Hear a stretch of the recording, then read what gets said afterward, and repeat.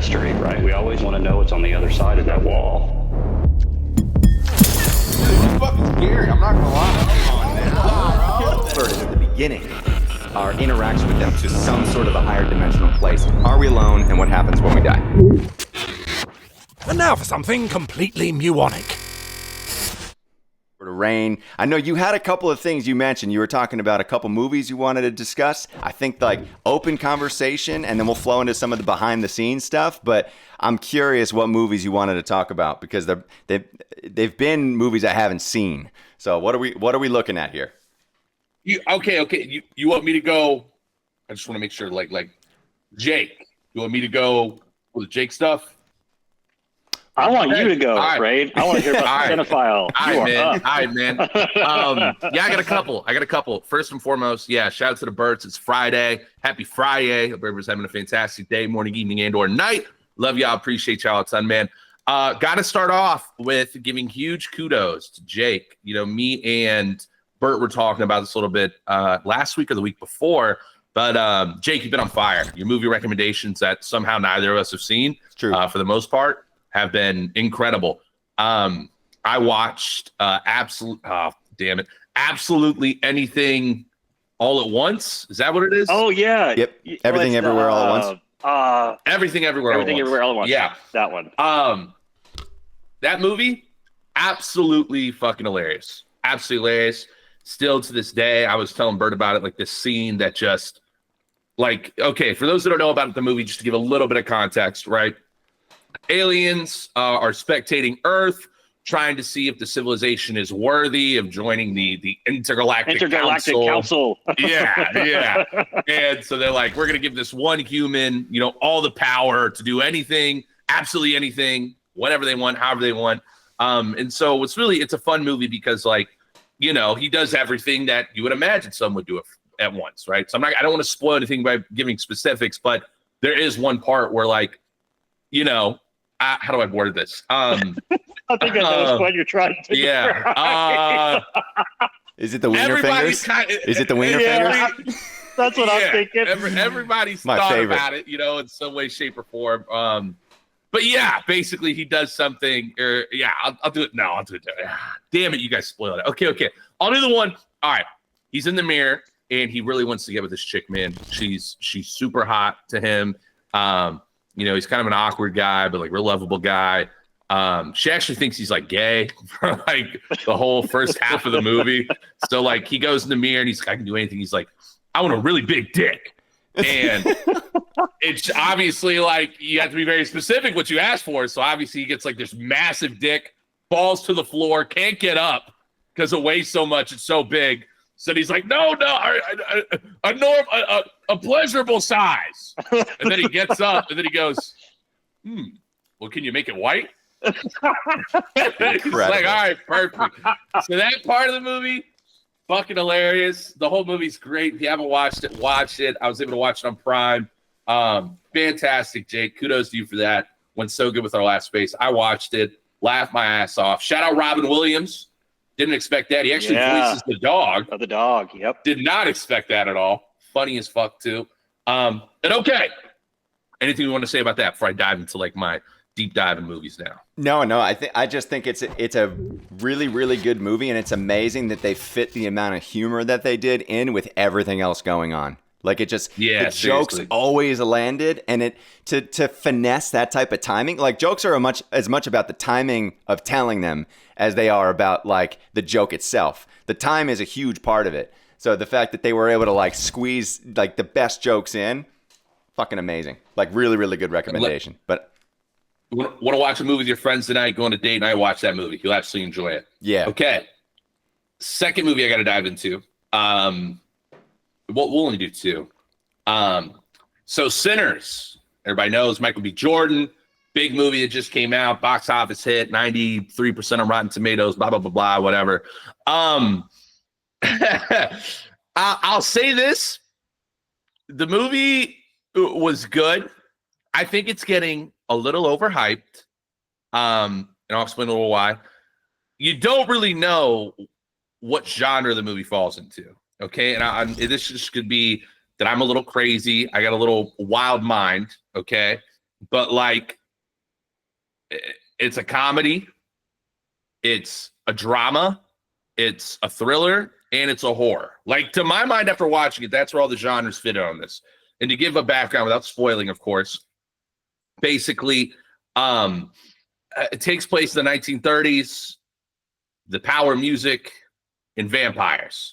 All right, that's the gist of it. But like, there is a scene where it's like the history of music, and like, no matter where you are in time, you know, ancestors of the past and ancestors of the future, you know, all come alive in these spirits and can rejoice in the music.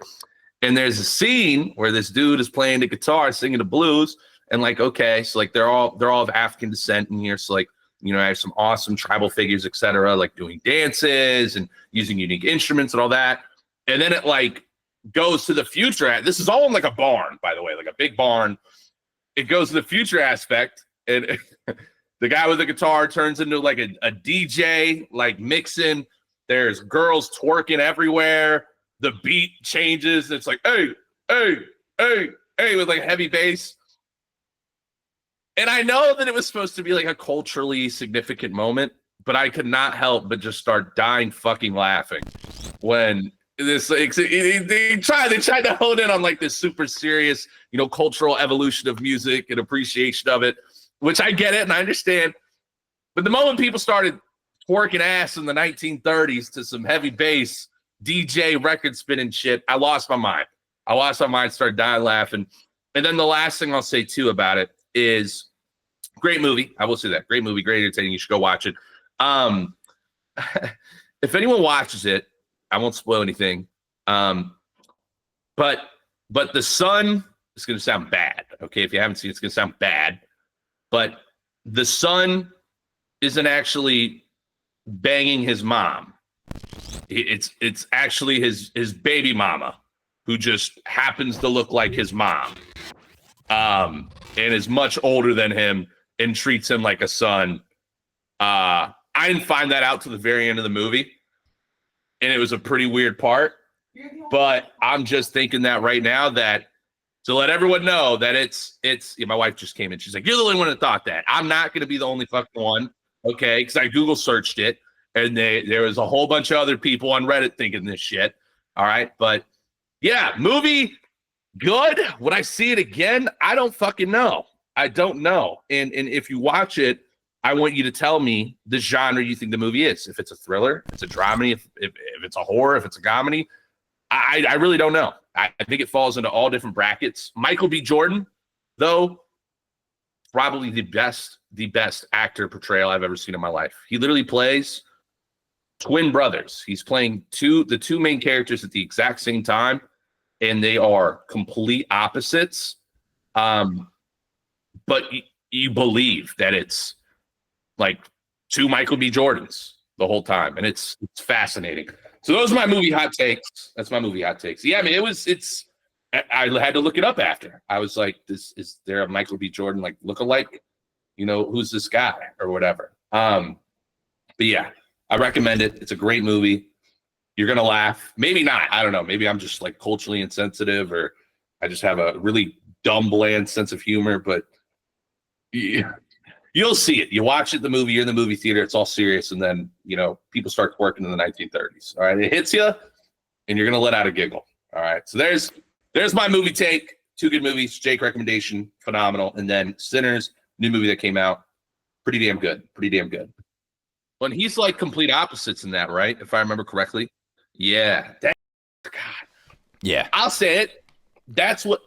Not every actor can do that. You want to be one of the best actors of all time, do that shit. Exactly. You know, I'll even give kudos. You know, kudos. I'll throw it out there. Who is it? Eddie Murphy, Nutty Professor. What does he play? Like fucking 9 people? It's yes. Like 9 people. Yeah. He did that. Gives you a whole new perspective of like the talent, right? Changes everything. Everything. Hercules. Fucking amazing. Yo, okay, so someone just told me in our team chat that my mic was muted during that entire segment of me talking about Enemy. Of course it was. Of course. So if you guys missed it, I was saying Enemy. It's a Denis Villeneuve film. Rain looked it up from 2013. similar to it's Jake Gyllenhaal playing two different versions of the same person, similar to Michael B. Jordan playing two different versions in Sinners. Not similar characters, but like the feat as like an actor is a huge. I feel like it's a big one. You know, like if you what's that? I think it's Glass. Or like there's some sort of where like a guy plays like nine different personalities. M. Night Shyamalan, and the guy's he's like the kid and the killer and the beast and the fucking great. You're right. Those are the best movies of actor portrayal. I'll say it. 100%. I'll stand on that hill. 100%. I think that it's a really fucking hard thing to do. Also, M. Night Shyamalan, shout out to Rick Rubin's podcast. If no one has gone on, he just had M. Night on. And if you are into film at all, if you're into like the process of making movies, go listen to him talk about his process. Fascinating. Drastically different than like the way that I make stuff, but also like super methodical. And like, he's the type of guy who's like Bergman, like where every single frame was planned.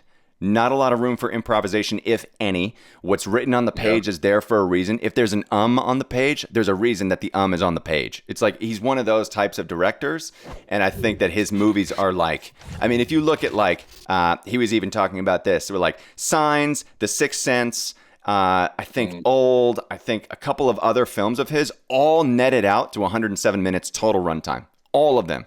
So like his cadence and his timing is so dialed in that it's like it's really cool to listen to the mad scientist talk about his process, where like you can see like just what a crazy career he's had. So highly recommend going and checking that out if you guys have some free time. But I wanted to so Jake, I'm gonna pivot because I think we should jump over to the Birdathon, and then maybe I'll do some behind the scenes after. Hard pivot, but I know that Jake had something and he may have to dip like a little later in the show. So I want to make sure that he gets, he was sharing some stuff from us with us before, and I want to make sure that he gets it in here. So the Birdathon today was about creativity. So I'm going to jump over to our Birdathon now. Cool. It's all up there. I've shared a couple things today where like everything was missing. Did you hit the button? Can't see shit on my end, but okay. It's all there. It's the visuals there. We're all good. We're all good. Still figuring it out, Berts. Still figuring it out. But the Birdathon today was about creativity. It says, what is it? Where does it come from? It has been said creative thought comes from a higher dimension, but the jury is still out. Share your most creative idea about where creativity comes from in our Telegram. Stand to win $44 in Ebert. So we've talked to Uncle Mikey about this before. So we talked to Uncle Mikey about, because Uncle Mikey's a creative guy. He does graffiti, if I remember correctly. He has a lot of really interesting perspectives about creativity, and he agrees that he doesn't really know where it comes from, but he knows that it's fleeting. He knows that it's not consistent.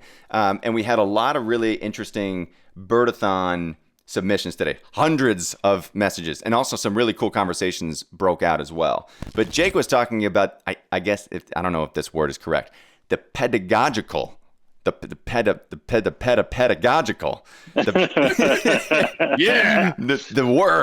wordsmith meaning of creativity. I thought that was really fascinating. So Jake, I wanted to kick it to you to maybe start this Birdathon conversation before we jump to our behind the scenes stuff, because I'm curious about your thoughts. All right. So lots to share here, and I'll try to say it, as quickly and vibe in the flow of speak of things. Foremost, I absolutely want to watch Sinners. That was an awesome description you gave, Rain, because, I was reading the Wikipedia page about it. It's kind of the IMDb synopsis of the movie, and there's just so much happening here in terms of the storyline. Like, whoa, like it just, all of it, World War I and vampires and horrors and 30s and what's happening. So I'm really going to check that out. In terms of the word of words, the words that mean the words, the word we generally go off of is etymology. Thank you. I think it starts like ETY or something. The pedagogy of the etymological existence of consciousness. Too many. There ologies. We go. That's our show. too many MUOnologies. So creativity, and for those that are multilingual or bilingual, you have an appreciation when you learn English of the subject-verb agreements, because most languages across the world, English decides, hey, I'm just going to do the one thing that you guys don't do the rest of the world, right? We do everything different. Why? I don't know why we don't adopt the metric system. To this day, it bothers the absolute shit out of me. So, anything that ends in IVE In the Birdathon today, it was creative, and we love to say creativity. We turn a noun or a verb into an adjective. Immediately, we turn it into an adjective. But this word in particular, from creation, root word of create, it's actually both a noun and a verb. So I actually want to pause here and actually think you guys think about that, right? We have this big thing, an idea that's both a noun and a verb. Create means to move. It's a force. It's also a place, similar to space-time. It's movement and its existence. One of the very few words to share both a noun and a verb. And the origin of this word comes from Sanskrit root word kar, K-A-R. Kar is synonymous to do, and it's the exact same word in ancient Vedic Sanskrit of hand, the life force of movement. Where do we think we have the word karma to come from? Kar. So in addition to that, the Greeks love to take a lot of words from a whole hodgepodge of stuff. And kar is synonymous with chiro in chiropractor, to do work, to move the body. So you see this movement that is occurring in the word of origin, of etymological existence of create, creative. And then my question comes to, we knew we had to create some word of this, but where did it come from before Sanskrit, right? Which is, generally anywhere between 10 and 25 or so thousand years ago. So, right, this is a long time back, but creative is a super important word to me anyways, of embodying we are that of which we see, which is commonly referred to as the universe experiencing itself. So forgive me on that. That's probably the note I have to make my exit on and go stage right. Keeping it in the film. I'm on Looney Tunes. Someone's going to get the cane and just yank my neck away. I love you all, Berts. I got to run and split. Let your light shine. The show is going to keep going on, and we're always with you, and you're never alone. Thanks, Jake. Much love, brother. I think that that's go ahead. The end of Inception. It's like the end of Inception when like the spinner keeps spinning and you don't know if it stops or if it's still going. That's like what the fuck Jake just did. Yeah. I know. But thoughts are going everywhere. He also quoted, he basically indirectly just quoted one of my favorite quotes of all time, which is, it's an Alan Watts quote. And I'm just making sure my audio is going, okay, we're good. We're fucking live. The Alan Watts quote is, "You are the universe experiencing itself." And it's like a mind-bending quote. I made a whole short film about this called Looking Glass. And basically the entire short, it was an art film. It was basically about a guy who was basically, he found this tape, and the tape is basically visuals of him being abducted by something. And he watches it over and over and over again, and he doesn't understand what he's looking at, but he's also kind of living in parallel with what's happening. It's like very like, you are experiencing yourself, and somehow there's someone else who's kind of like allowing you to do that. Like the whole idea with creativity, and I think a lot of the stuff that came up in our chat today was, is it us or is it something else? Is it something that's coming from somewhere else, or is it us? Like as a creative person, as an artist, you kind of wonder where things come from. Like when you have an idea and it's like, before Ebert, I never thought about making an animated series. I never thought about making it. I mean, I've always loved animation, but I've never really even put thought towards like, I have to do this. And that could be different for a lot of people, but I think creative people who are really open to receiving ideas tend to get ideas that like surprise them in certain ways too. And when that happens, you're like, there's something else to it. There's something else to it. The fact that like it's tied to, Jake was saying the word kairos, and the word kairos is like affiliated with time and kind of the manipulation of time. And for me, I was like, yeah, like it makes no sense. Like, is this me in the future, like telling me to do something? Is this like me in another dimension telling me to do something? Is it me on another planet telling me to do something? Like there's a lot of intrigue that I think comes with where creative shit comes from, like where these ideas actually do come from. And as filmmakers, like we're distilling so many different ideas down into one package, like because films are just this collection of all different art forms. And I think that these visions, like these, we call them downloads. There's a part of me that thinks that they don't necessarily come from ourselves, that they're not like self-actualized, that they're like, they're delivered. Someone said in our Telegram today that they're delivered, that they're given. And I really, that resonated with me. It's like, oh yeah, like that feels right. That feels right. Uncle Mikey had a good perspective on this. And Rain, like when it comes to creativity, like what do you think? What do you think we're looking at here? Oh man, I was hoping you'd pass this to me, but it's good. I'm here. It's such a crazy, deep, wild topic that can go so many ways. I'll use, I love examples, and I think everyone has creativity. I'm a firm believer in that. 'Cause we all know people who say like, "Oh, I'm not creative," or "Oh, I can't really do this," or "I can't think of that," or "How'd you come up with that?" Da da da da. And your response is always like, if someone asks you came up with something, you're like, I mean, I don't know. I just thought of it. It just came to me. It just happened. It just downloaded. And I'll bring it kind of in the perspective of film. If you look at, the most, I don't even want to say successful, all right, because that can be skewed, but basically films that really impact people's lives or animations, etc.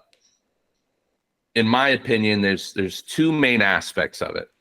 The first one is relatability, right? How can a film, an idea, something creative, how does it subliminally relate to you when you're watching it or hearing it or thinking about it? That's the first part. And the second part is, when you see something or hear something that you personally had never imagined, right? So like, I always come back to it, and I sound like a Christopher Nolan fanboy at this point, but again, like seeing Inception for the first time, like that movie was so successful, in my opinion, because like it's subliminally relatable. Everyone has dreams. Everyone traverses or experiences different things in these dreams. But to then have the idea of like, okay, wait, there is like astral projection and being able to control your dreams in some way, shape, or form, but being able to travel in a dream within a dream to then create, subliminal context or influence people's decisions from a dream.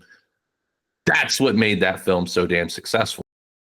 And so like the relevancy to creativity, in my opinion, is I don't want to go to Uncle Mikey too much in this, because it's me and him have gotten a crazy debate about this stuff, man. But like, I do believe there is no such thing as an original thought. I believe that all creativity and thoughts have been, they're just there. They're in the world. I don't, God or whatever being or whatever, the creator, the creators established standard thoughts, right? Standard pillars of thinking in the creative process, which obviously leads to creation and what it is. And all creation and thoughts fall into these subsections of main pillars of ideology. And, and I've done this, right? Like, here's an example, right, Eric? Like, watch this. Just make up anything in your head right now. Just make it up. Make up anything. Literally anything. Do I say it aloud, or do you want me to just have it? Yeah, just say it out loud. Make up anything. Just try to make up anything. A giraffe sitting in my living room watching a movie. Okay, see? Perfect. Great example, right? Is that possible? I mean, I guess 0.0001% chance it could be possible, right? But the idea of that thought, a giraffe, you know what a giraffe is, you know what it looks like, you know what it's made up of, etc. You know your living room, what a living room looks like in your mind, and a movie, you know the concept of a movie. So it's like trying to create something that is truly original, right? Like if I was like unicorn with polka dots, surfing over the Gulf Coast, none of that is original. Those are all things that are in my mind, right? So me and Mike, we got in a very hot fucking debate about this, man. We were going toe to toe because he started rapid fire. He's like, He's like monsters digging for gold with vampires that were their owners. I was like, again, still monsters. Tetherable to what something. What is your idea of a monster? Yeah. Exactly. I see what you're getting so at. That's my thought. That's my thought process on it. And so, I mean, there's something. I do think we download. I 100% think we download. And I think we're all tethered and connected as beings to whatever the fuck these pillars are of all creation and thought. Yeah. Is that too deep? No. It's perfect. It's perfect because it makes me think about it. So it makes me think about some of the really like my favorite writers. Like who were the people that you know, the creativity that they shared with the world, like Tolkien, for example, I think is an interesting person to bring up, right? We were talking about LOTR before. Tolkien created worlds. He created worlds. He created species. He created languages. He created so many things. And it's really difficult to ground what he made, what he pulled through with something that existed before. You could. I do think that there are places like the Elven people, like there is a lot of folklore that I think you could tie some of the things that he created to. But some of the stuff that he made doesn't feel grounded to anything. It feels completely new and completely fresh. For the time that he was writing it, for the context he was writing it in, he lived in northern England, and historically, like what was going on in the world at that time, it makes me feel like he received that information from somewhere else. Some of it, maybe not all of it, but some of it. You could also, you know, for me, I watch Lord of the Rings, and it feels like there are biblical lessons in the Lord of the Rings, really in the Lord of the Rings trilogy, but I also think that in the writing itself, there's just so much. And it's like, how did he base this on anything? It just feels completely different. But I also, you know, the same could be said for, like, look at Spielberg. Like, you know, a lot of Spielberg's stuff was either based on stuff that had already been written, but then the stuff that had already been written, where did that come from? And I think that some of these, like the earliest seeds of the idea is really where I try to like dig down and say, okay, the fuck did that come from? Is it something that existed and it's just a form of existence that's available in some sort of a place that we can reach into and grab metaphorically? Or is it something that is concocted or something that is new and something that's basically built for us and only us, that's then delivered to us in a way that when we're open to receiving it, we will? So it's like a duality. Like I grapple with it too, because I completely see what you're saying. And I think that you can draw a map from so many ideas, especially in the world of AI right now. Every single prompt is basically tetherable to something because the AI model itself needs to basically latch on to everything that's currently available in the world to generate you an answer. It's the stuff that goes beyond what the AI is even capable of processing that to me feels, okay, this is going to break rules. It's going to be new and it's going to come from somewhere else. It's going to feel like it's ahead of its time. You ever like watch a movie where you're like, fuck, this was 1968? 2001 Space Odyssey was 1968? Damn, this was so ahead of his time. Like I've said that really about 1968. 1968, and that's like what he was thinking about in 1968. And again, it's based on a novel, but then that novel, what was he thinking about? You know, so where the fuck did that come from? Where the fuck did that come from? Like he was talking about finding, like just discovering a monolith on the moon, but that it was left there by some highly advanced species. Like there's so much to it, and I think that you can go down the path of what you're saying and totally like orient yourself. It totally makes sense. But then you get to these points, you get to these sticking points where it's like, well, how do you get past that? Like, how do you rationalize that? And that for me is like, you know, the only reason that I say that is because I've personally had experiences where I feel like, how is that even me? You know, like where did that even come from? And the more that I've started creating on my own, the more that started to happen. The more I started to dig into Ebert's world and write about Ebert, the more it started to happen. So it feels like our winner today, just to, you know, kind of cap it off with our winner, is Savage. I like it. Is Savage. So OX Savage is our winner today. And he was talking about the duality between positive and negative, like light and dark thought. In creativity, because I think you're capable of both. But he said, creativity is a thing of joy and freedom. I would say most creative people bring up the idea when they're in peace with themselves and with the environment. Very true. That like really resonated. He said some could do so when they are restless, but it wouldn't come from a dark place. It's always light. And I think that he was having a really good conversation and kind of like he's very unfiltered, and I've always appreciated that about Savage. He's also been in the community for a long, long time. So shout out Savage. You won the Birdathon today. But I think that exploring this concept is really interesting because the more open you are, the more calm you are. Like the more I meditate, the more calm I am. It feels like the ideas that I have get better. And I don't know if that's a sense of peace and a state that I'm in that allows me to receive information more easily, or if it's just I'm thinking more clearly and my brain is just like firing better, right? So it's like you can kind of rationalize both sides of it. But I think that, there's, again, I don't think that we ever come to any sort of a conclusion on these Birdathons. I think that's the whole fucking point. But I do think that like just talking about these ideas it gets you, I feel like it gets you closer, and Des has mentioned this before, it gets you closer to kind of understanding it for yourself. And I think that that's a really big benefit to starting these conversations on Fridays and just like dropping the grenade in and just letting it go and seeing what happens. So I think that big shout out to Savage. Congratulations to you. You won the Birdathon. I'll get you in the DMs on Telegram. Great answers. It's always impossible to pick, but I caught a lot of Savage's answers in there. I just wanted to shout him out because he's been around for a while. So I feel like this might necessitate bringing Mikey on for a live episode of Space in the Deep. What do you think? I'm just pitching it. We can. Live pitching it. We can. It'll take a lot of convincing for the camera to be on. He would go anon. That's fine. That's fine. I'm not letting him go anon. That's the thing. Because when he gets worked up, that's what makes it really fun. He gets really fucking animated. He gets like me, like da-da-da-da, da-da-da-da, da-da-da-da, da-da-da-da. Are you fucking stupid? That doesn't make any fucking sense. No, it has to be fucking like this. And he gets really, it has to be. I have to get him on camera. I love it. I'll do it. I'll pull it off. I'll have to like bribe him.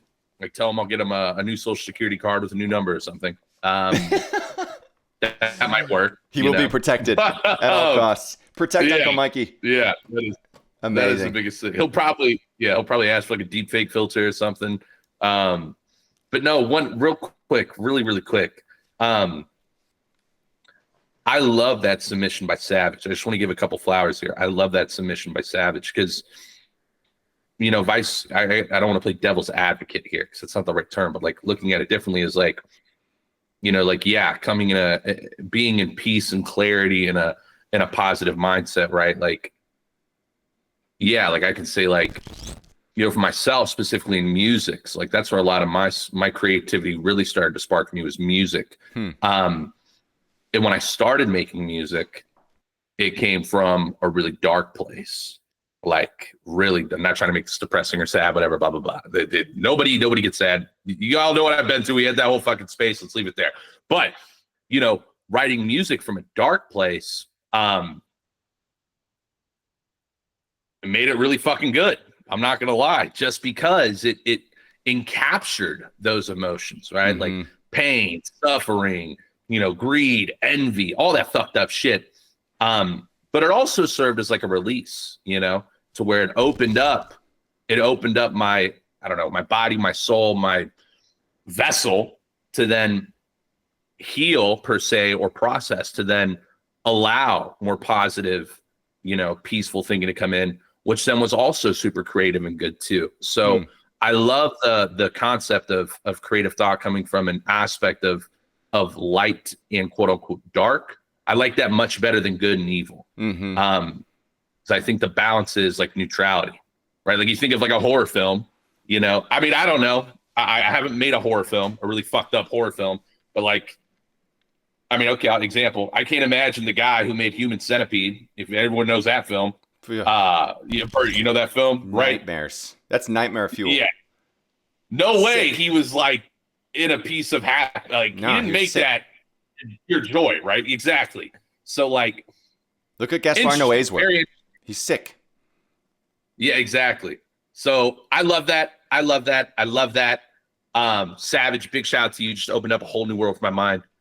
Bert, go where you're going. I just had to get that out there. No, I could talk about this for so long because I think that what he said is, I think what it is too is that you have the choice. I think that creativity will be delivered to you in the form of dark and light, and you basically have the decision to make as to which energy you want to harness, which one you want to create with. And again, if you're going through hard shit and you want to harness that dark energy and get it out to almost like it's like a catharsis thing, it can be a way to actually heal from whatever you've gone through, to like use art as a vehicle to kind of move through something and let something flow through you.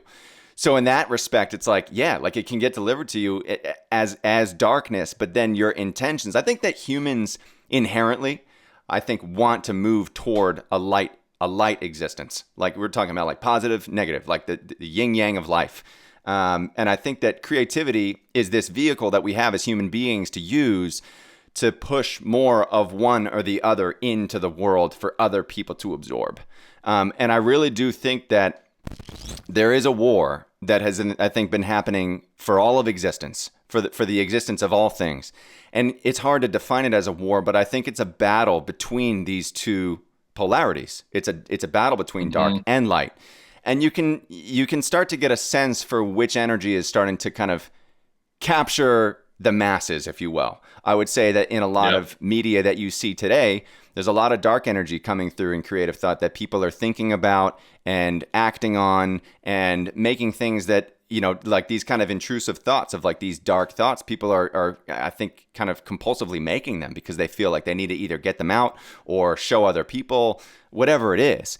But in that respect, you could say that dark is maybe winning in certain ways. But I do think that this is a battle that will always be fought, because the battle is being fought for balance. It's being fought for like neutrality, like you're talking about, to find yourself in the center of something. And I think that when you harness light, when you move toward light, everything it really does feel like a weight is lifted off your shoulders, especially when you have the decision to make. And I've said before on Space from the Deep that you are what you think about most. If you think about dark things more often than you think about light things, the art that you make will carry that energy with it. It's an extension of you, and it always will be. So I think it's a great, again, these birdathons have been a little bit more general, but I think that they invite the conversation in a way more open way. So congrats again, Savage. We're going to bump over to some behind the scenes stuff. Fucking amazing answers. He said, I did not expect that. Good. Yeah, like not at all. I was like, wait, what? I almost feel bad that Jake isn't in here, because I bet Jake would have went on a whole fucking, wild philosophical. He's gonna, Savage, I'll make you a promise. He always listens. Jake always listens to the Spaces and stuff afterwards too. I'll make sure he listens to that, and I'll have him give you a direct response in his thoughts. You deserve that. That'd be cool. And it might be like a 10-page essay, because this is that's definitely just how Jake is. Right in his alley. Yeah, it's in his wheelhouse. He fucking loves this stuff. He's been he's physically hurt. He's like, if he can't be part of the birdathon conversation, because bro, they're about the big picture, they're about everything, right? And I think that's the beauty of asking these bigger questions that I just think invite people to kind of be themselves. So thank you to everyone who participated. We're going to bump over to some behind the scenes stuff. We'll probably keep this a little tight, just because I was going to do a sound design thing, but I think that I might skip that for today, because that's going to take like a good 10, 15 minutes. But you know what I'll do? I'll record that solo, because I've a couple people telling me that the stream is a little slower. So it wouldn't really even work if I was to do the sound design demos. So I'll record those separately, share those with the HBs personally, and then maybe post them up on YouTube in the next few days. So we're going to bump over to some behind the scenes goodness. Let's see what we got over here. Okay.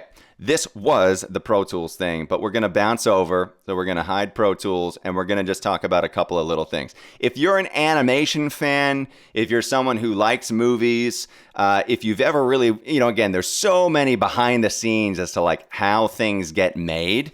And I think that I wanted to try and do something a little bit differently in the way that you've all seen it. You've all seen the behind the scenes stuff. You all kind of know how things get made, from storyboard to this and to that and to this and to that. But I think that when you work on something for a really long time, you start to realize some truths about the creative process. And I think that our conversation about creativity blends into this really seamlessly. So I think that what we're looking at right here is basically 4 different panels, right?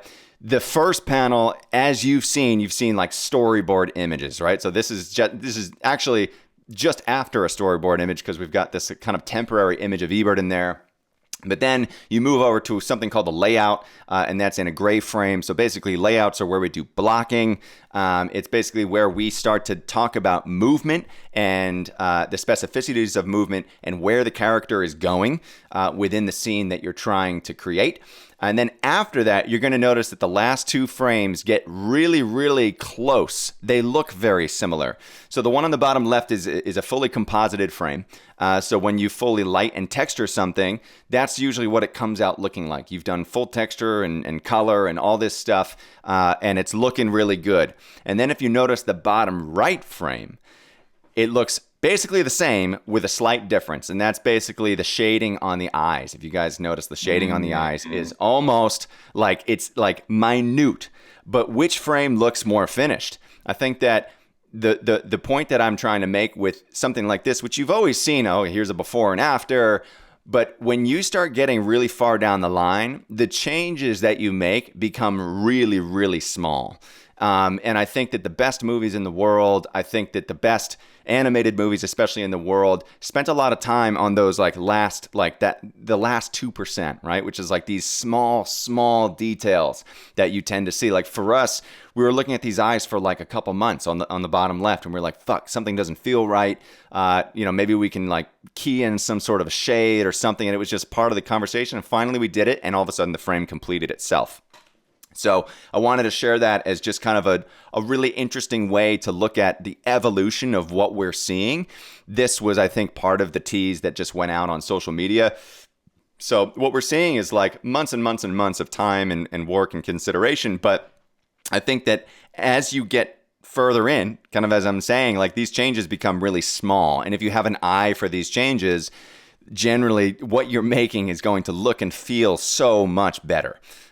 So I wanted to mention that because everything that we've been working on this last month, 2 months has been this like last 2%, these little changes that make like, it's the last 2% and the last 2% of changes that make 98% of the difference. And I think that that's really, in animation, it's where things tend to kind of like rise above the rest, is where you have, okay, they considered every fucking detail. So instead of, Rain, you've probably seen behind the scenes stuff before, but when you talk about like from the driver's seat, is like these are the things that I tend to notice when we get towards these like last minute things. So I'm hoping that this offers a little bit of a fresh perspective for people. No, dude, it's fuck, dude. I mean, you look at picture 1 into picture 2, you're like, what the fuck? And you go picture 2 to picture 3. You're like, holy fuck. Then picture 3 to picture 4, it's like the mysteriousness of Ebert. It's like picture 4 looks better. I just, why? Mm-hmm. Why? Where is it? And then you see, when you said the eyes, you look at him, you're like, he looks more real. He looks more, captivating and all. And I'll say this, dude. I've had an issue with Bert, for about 2 weeks now. He finally, which he had to. I had to. It's good. I know what you're going to say. Business. I've made it very clear, in our business agreement. I'm like, do not fucking show me anything. Do not tease me anything. And he did it. It was well worth it. Blew my fucking mind. But now, and he can attest to this, I'm on his ass. I'm like, give me the next fucking thing. I want to see it before everyone else. I'm fucking hooked. I'm hooked. So I'm a little, I'm excited. I think I'm getting something today. I fucking better, or I'm gonna like. I don't know how much more I can fucking take. Wait, do you already? Do I? Oh fuck, you don't have it. Okay, I gotta send it I don't to you. Okay. fucking. I literally like. Let me see. Let's see. Our conversation was. You don't. It was. How long is it? Can I have it? I got it. You didn't give it yet. I go. Let me fucking see it. Nothing. You go, okay, hop in a call. I wanted to hop in a call so I can fucking see it. He goes, when does that work? And then both our schedules got really tied up yesterday. Still couldn't fucking see it. So today on the space, I'm like, dude, today's the day. I gotta fucking see it. Today's the day. I gotta see it. Today is the day. Oh man, I'm so fucking hyped for you to see this shit. I mean, and that's the thing. Like a lot of these, like, okay, it's gonna be tomorrow. It's I said, I think on our last space, I was like, I feel like I became the mañana guy just because there's all of these little fucking things that we wanted to just fine tune. It's a proof of concept, right? So like, We're just trying to prove that this can work. And, you know, proof of concepts usually can be used to fund, and funding can be used to make a pilot, and a pilot can be used to make a series. And usually, like, that is one of the, it's like a pipeline of getting something to work that exists and has always existed, but has changed over time, but is something that I think we're going to need to do. And I'll talk a little bit more on that right after this, but you're getting it today. I fucking promise. Hold me to this. You know what? Hold me to it. I'll give you a present then. I'll give you a present then. Good. This is business rain coming up. Also, just so everyone knows, like, I'm actually very grateful. I've been watching the TG very closely to see, like, anyone comment, like, why the fuck doesn't Rain have a shirt on? I meant to say something about this in the beginning. I was telling Bert before. Yeah, I don't have a shirt on today because I told Bert, I was like, I want to pay homage to the OG Berts, man. For before we went live on video, none of us wore shirts, just so you guys know. We've talked about this, da-da-da-da-da. So I was like, today we'll do a special. I'm not going to wear a fucking shirt. And no one said anything. It's much appreciated. I was like, I mean, to be honest, that could be even better because it feels normal, which I love. They're like, oh, this is just Rain. He's chugging up. One more funny thing real quick. I don't want to go over time too. I need to look this up because, you know, health is wealth. I need to see when this movie came out or if it is coming out because I've been kind of tripping about it. Okay, it hasn't come out yet. I was a little shocked. All right, so I have I got a Dr. Pepper Zero Sugar in my hand, all right? On this Dr. Pepper, it has a promo for Jurassic Park. Or Jurassic World. And I saw this today when I was drinking it. I was like, when the fuck did a Jurassic Park movie come out last? Like, how old is this fucking there were two Dr. Jurassic Pepper? Worlds? There were two. Well, apparently, Pratt. though, they're making a third one called Rebirth. And I didn't know. So I that helped me, but I thought this was like a 3-year-old fucking Dr. Pepper, bro. And probably 4 or 5 years old for production. I was really worried about that. Okay, yeah, my present to you. Fuck, I got off track. You know how I get sometimes. Business acumen. Okay. You're an investor, okay? You got millions of dollars. There's two things you care about. Well, I'll say the good investors. Most investors, what they care about, especially Web3, what's the market cap? What's the market cap? What's the volume? What's the health of the chart? Good news is, you look at the fucking chart, you're feeling pretty fucking good. All right, you're feeling pretty good from an investor. Then other really good investors they do is they all care about the money first, but then the really good ones, they also care about what they're investing into. That's what makes a good investor a great investor. Bert, you have nearly 100% increase in a chart, right? That's looking fucking healthy as fuck with great positive growth and a beautiful proof of concept that is getting ready to launch. Any investor that sees this is going to shit there. It is like the ultimate green flag on every fucking level. Like, honestly, you're probably going to be in a position to have a bid war, you know, for this investment. Like, no bullshit, no doubt in my mind. Like, this proof of concept, how good this is, the status of the chart and the health and the growth. And you guys know I don't like talking about charts, especially with founders, because like that's my number one rule when working with them is like, don't you look at that fucking chart. Don't you fucking do it. You just keep building. But for this conversation, it is from investor background and everything. I mean, it is the biggest green flag, green light ever, especially with the crypto market where it's going, the trajectory of Bitcoin, how that's looking healthy, how all this shit is getting ready to drop, you know, throughout the rest of the market. And the big IP push that people are seeing, you know, with film and animation. And, you know, it's you will have zero fucking issues getting any massive investment, getting any money coming in. I have a very large network, you know, specifically of, this is my surprise too. I have investors who basically hit me up like 3 days ago. They're like, hey, Rain, you know, we have 10 mil. You know, we got about 10 mil that we want to diversify and, you know, into Web3. You know, really, we want unique, good concepts, projects that you're a part of, that you're looking into. You know, let's have a chat, you know, in about a week, see where it goes from there. So, long story short, yeah, I don't fucking know. Merry Christmas. Happy birthday. I don't fucking know. It's going to be a really interesting couple months. I think it's going to be a really interesting couple months. I think that when you build something and you want to build something real, you do, like Anaroth has talked about this before. He's talked about the tug of war of time that you are constantly kind of fighting against. But when you, like, if you are confident and convicted in what you're making, there is no tug of war. There's no tug of war. Like, you're making what you're making to make something real. And I want to make Who Is Ebert to benefit the lives of many people. Not only myself, not only our partners, but like many, many people. Because what this does is it's not sticking the finger toward Hollywood or the traditional entertainment system, but in a way it kind of is, right? Like it's basically saying the IP that you made doesn't necessarily have to be under lock and key for the foreseeable future and for all of time. It can be opened up publicly, and you can still make a shit ton of money while doing it. Like, you can give other people the opportunity to benefit in a character that they like. Like, it just...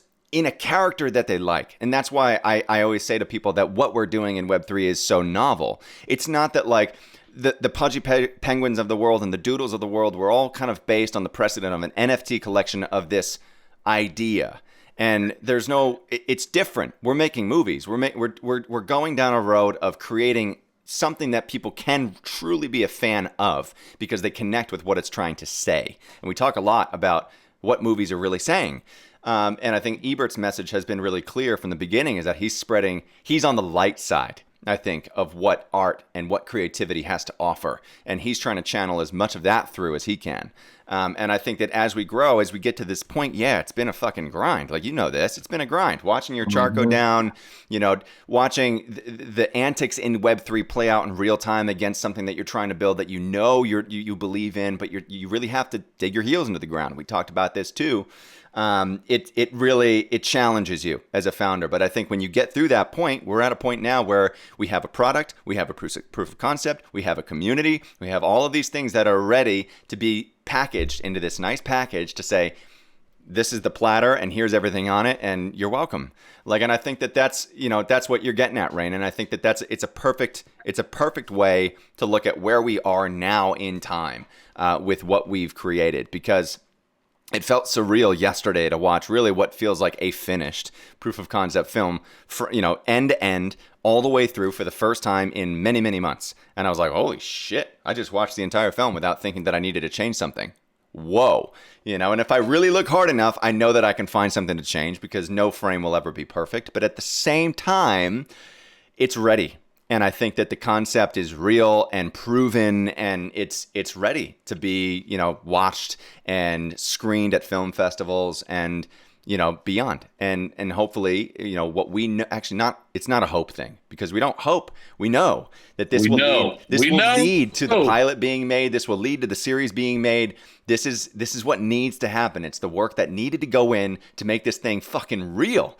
So we're here. And I think that it's a beautiful place to be, because there's so much work that has now been put behind us that we can now get into these different mindsets of, selling what our product is and benefiting the people who have invested in us and believed in us. So I don't, we could jump over to everything else that we have. But basically, I was going to show a couple of color grading examples, but I feel like these are good notes to like leave out on. So there's a part of me that's like a little conflicted. What do you think? I should just run through these quick? Up to you. Whatever you're feeling, man. Whatever you're feeling. That's the beauty of the show. That's the beauty of the show. It goes where you want it to go, man. It can go anywhere. Yep. It can go whatever anywhere. You're feeling. All right. So I think, okay, so let's do one. We're going to leave it off on a frame that I think is probably one of our favorite frames. Color grading was the other thing we were going to talk about. An animation specific color grading is something where, again, I'm not trying to just, pat ourselves on the back, but we're going to be doing things with Ebert's animated content that other animated films don't really do. And one of those things being film emulation. So when we do color grading, when I do color grading specifically, especially on animated content, I want it to look like it was shot on film, 35 millimeter film to be exact. So what we do is we have a lot of software that we can use to actually emulate what the look of something that's shot on 35 mil would look like. So straight out of the box, straight out of Blender, this is basically what we're looking at. We're looking at this frame of Ebert, and it looks good. I'm like, fuck, this looks great. This looks really good. But when we change it and we start to add in certain film emulations and we actually make it less perfect, let's just see what happens. it starts to look real. So obviously, Rain, you're not seeing it, but you will in about 15 seconds. But basically, I'm waiting. I'm on the edge of my fucking seat. We got to figure out the fucking delay. But basically, it's okay. It starts to look real, and I think that there's this thing that film emulation does where it starts to add damage into the frame. It adds all different sorts of imperfections and grain and just stuff that it just makes it look like it was actually shot, like there was actually a person there shooting it on a camera.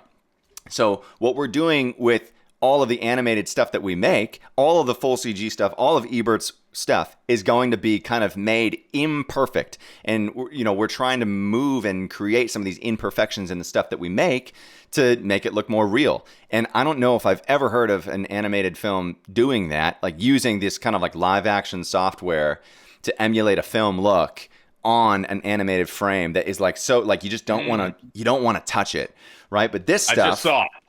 Continue, but I'm just letting you know, you get facial reaction now. Okay, good. So you're seeing it too. I'm getting to the end of my point, and I'm going to pass it off to you because I think that when you see, you know, real film emulation, you're like, oh, that looks unique. It looks like animation that I've not really seen before, and that's where I think we start to win. Is people start to see Ebert stuff with this kind of like emulated look on it, and it's like, oh shit, like this is real. So. I had one other example, but we're going to skip that, and we'll probably leave off on this frame for the day because I think it's a good little, like, you know, I don't know, little secret about what we're doing. You know, if you guys are all making animated content out there, try some film emulation. Try Dehancer. Try, you know, throwing a grain on what you're making to make it look like you can reach out and touch it. I think that, you know, it will set your images apart from everything else that's being made right now, which looks super perfect and super, you know, like, tactile accurate to exactly what's getting pumped out of the computer. So make it dirty. And I think that's, you know, a lot of the stuff that I've worked on, I just try to dirty it up. And animation is no exclusion to that rule. And that's why I think, again, we will be unique and we will continue to be unique by doing, you know, cool shit like this. So yeah, I think that this is probably a good frame to leave it on, but no, it's incredible, man. It's come a long way. You know, it's like it's crazy to look at these frames and be like, that's a good. I would watch that. It's kind of this like, yeah, wow. I think I'll give you a little positive note too on this. Is like, and again, you guys, you know, I come from the gaming background, but it's very similar in creating anything. When you're able to create something that's better than what the main corporate entities are making at a fraction of the budget, that's when you know you're going to make it. That's when you know you're a force to be reckoned with, that you will not go away. It will not go away. People are going to love it. People are going to flock to it. This is a great example for Ebert, you know, and I get so bullish. Like me and my wife, you know, I try to go, I watch movies every weekend, you know, older movies, and then I try to go to the movie theater every single week. And for animated film, like, this is not biased, this is honest, because I've seen the teasers and stuff too. Like, I've seen what this looks like, you know, in the actual film perspective, right, of watching it as a consumer. I mean, it shits on. It really does. It shits on what we're getting, you know, in the public eye consumer of animation. It just does. It fucking does. It really does. Like, seriously. And you know, Eric, Bert, you know, I'm very transparent. Like, if this was shit, I would be like, you would tell me. Look, yeah, I'd be like, you would tell fuck me. No, we gotta change this shit up. But no, like, it shits on. It sets the fucking standard for animation. The fact that it's done by an independent entity, I love it. It gets me fired up. I'm a big underdog guy. Me too. And me too. God, it's good, man. It feels good. It's like you see the landscape of everything out there, and you're like, yeah, no, like this. It you want it to feel different, you want it to look different, but you also want it to look better. And I think that you have to get really creative with how you make things better. And you know, delegating responsibilities to the thing that you want to make, the image that you have in your head. If you have you can have too much money to make shit. And I think that, you know, a lot of the movies that come out that have costed over $200 million to make are a good testament to the fact that you can have too many cooks in the kitchen. You can have too much money to make something. I've had a vision of what this has looked like for like a couple years, right? And like I know what I'm supposed to be seeing, and if I'm not seeing it, I'm not happy. And I think that as a director, it's not that you're not happy, but you have the responsibility to guide the people you're working with and yourself to the frame that you're looking for. And that frame can't be delegated out to another 200 people, because if it does, it's going to be watered down, and it's not going to look unique, and it's not going to look new, and it's not going to feel like those moments when you see something, you're like, damn, that feels so different. It feels so new. Mm-hmm. You know, and that's the feeling. Like when you watch the proof of concept, you'll kind of there's this hybridization of, you know, comedy, but also like seriousness, and that's we're trying to thread that needle. And I think that the reason we can and the reason we will is that me personally, I've ignored a lot of the noise, and I've really purposefully tried to stick to, you know, films that I enjoy that give me a lot of inspiration. I've tried actually. In a way, I've tried to not do too much like market research on stuff that's coming out right now, Rain, because I've been so tied into this like what I'm looking for, and I actually tend to purposefully avoid what's coming out and what's new, just to kind of stick to my guns and like make sure that like we're gonna end on the frame that I want to see. And it's just one of those things that when it comes to making stuff, there's an integrity to what that creative vision was when you first received it. And I think that the less noise you invite into your world, the closer you're going to get to that frame. And when we look at the frames in the proof of concept film, and I'll leak a few out because I had a few other queued up here, but I'll leak out to a few to the HBs. You're all also going to see the proof of concept film. I'll probably send those out today.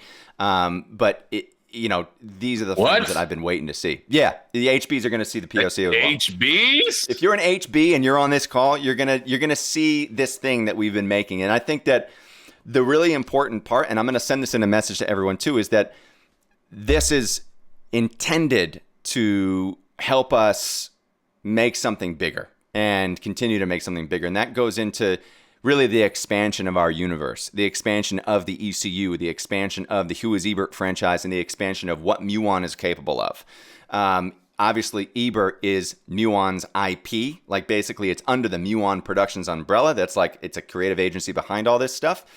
And every single IP we make gets tokenized, right? And Ebert is the first. He's the flagship. And he, I think, will set a precedent in this industry that I think needs to be set.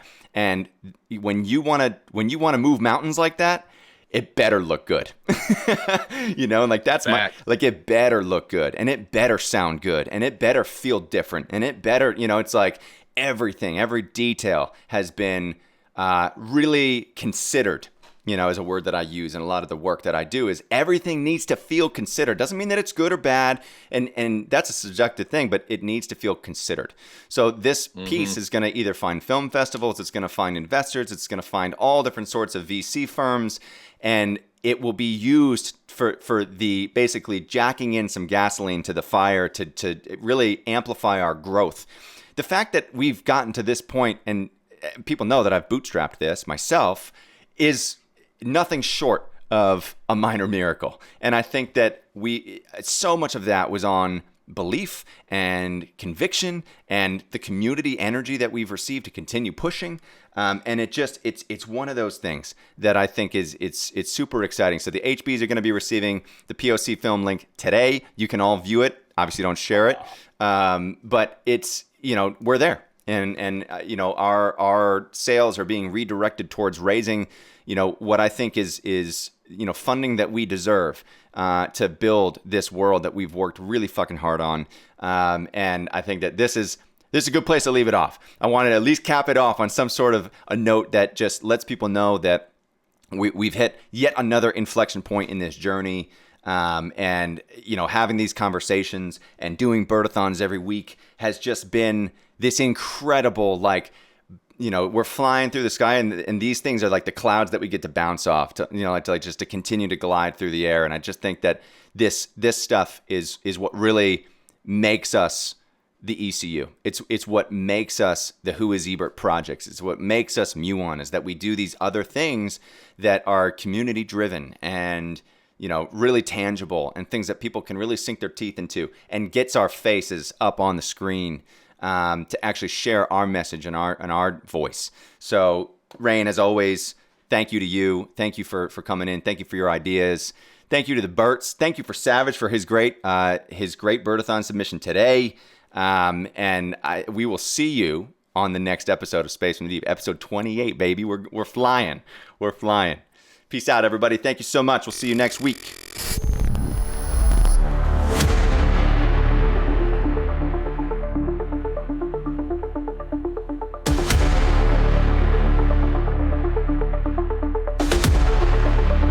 Transmitting live from the edge of the unknown.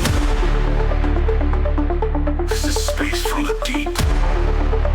With your cosmic guides, Ebert, Jake Wave, and Rain Raps.